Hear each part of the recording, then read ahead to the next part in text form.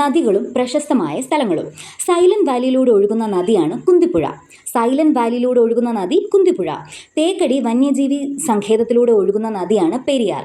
തേക്കടി, പെരിയാർ. തിരുനെല്ലി ക്ഷേത്രത്തിന് സമീപം ഒഴുകുന്ന നദിയാണ് പാപനാശിനി. ആറളം വന്യജീവി സങ്കേതം സ്ഥിതി ചെയ്യുന്ന നദീതീരം ഏതാണ്? ചീങ്കണ്ണിപ്പുഴ. ആറളം വന്യജീവി സങ്കേതം സ്ഥിതി ചെയ്യുന്ന നദീതീരം ചീങ്കണ്ണിപ്പുഴ. കുമരകം പക്ഷി സങ്കേതത്തിലൂടെ ഒഴുകുന്ന നദി ഏതാണ്? കവണാർ. കുമരകം പക്ഷി സങ്കേതത്തിലൂടെ ഒഴുകുന്ന നദി കവണാർ. സൈലന്റ് വാലിയിലൂടെ ഒഴുകുന്ന നദി ഏതാണ്? കുന്തിപ്പുഴ. വളരെ സൈലന്റ് ആയിട്ട് കുന്തി ഒഴുകി പോകുന്നു. തേക്കടി വന്യജീവി സങ്കേതത്തിലൂടെ. തേക്കടി, പെരിയാർ. തിരുനെല്ലി ക്ഷേത്രം. ക്ഷേത്രം എന്ന് പറയുമ്പോൾ പാപമൊക്കെ നശിപ്പിക്കാൻ വേണ്ടി പോകുന്നതാണല്ലോ. അപ്പൊ തിരുനെല്ലി ക്ഷേത്രത്തിന് സമീപം ഒഴുകുന്നതാണ് പാപനാശിനി പുഴ. ആറളം വന്യജീവി സങ്കേതം. ആറളം എവിടെയാ? കണ്ണൂരല്ലേ. അപ്പോൾ ചീങ്കണ്ണി, കണ്ണൂർ, കണ്ണി, ചീങ്കണ്ണിപ്പുഴ. ആറളം വന്യജീവി സങ്കേതം സ്ഥിതി ചെയ്യുന്ന നദീതീരം ചീങ്കണ്ണിപ്പുഴയാണ്. കുമരകം പക്ഷി സങ്കേതത്തിലൂടെ ഒഴുകുന്ന നദി.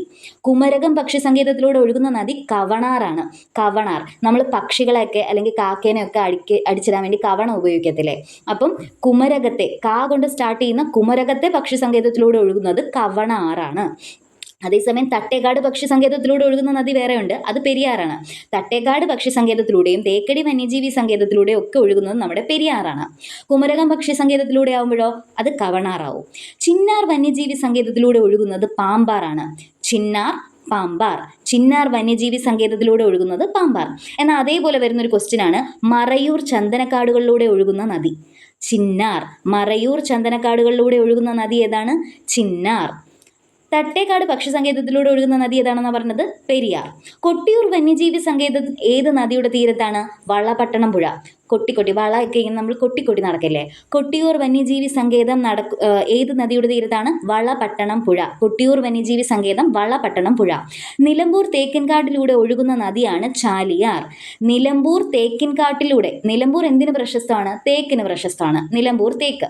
നിലമ്പൂർ തേക്കിൻകാട്ടിലൂടെ ഒഴുകുന്ന നദിയാണ് ചാലിയാർ. അതേസമയം മറയൂർ ചന്ദനക്കാട്ടിലൂടെ ഒഴുകുന്ന നദി ഏതാണ്? ചിന്നാർ. നമ്മൾ നേരത്തെ പറഞ്ഞത് എന്താ? ചിന്നാർ വന്യജീവി സങ്കേതത്തിലൂടെ ഒഴുകുന്ന നദി ഏതാ? പാമ്പാർ. ചിന്നാർ വന്യജീവി സങ്കേതത്തിലൂടെ ഒഴുകുന്ന നദി പാമ്പാർ. എന്നാൽ മറയൂർ ചന്ദനക്കാട്ടിലൂടെ ഒഴുകുന്ന നദി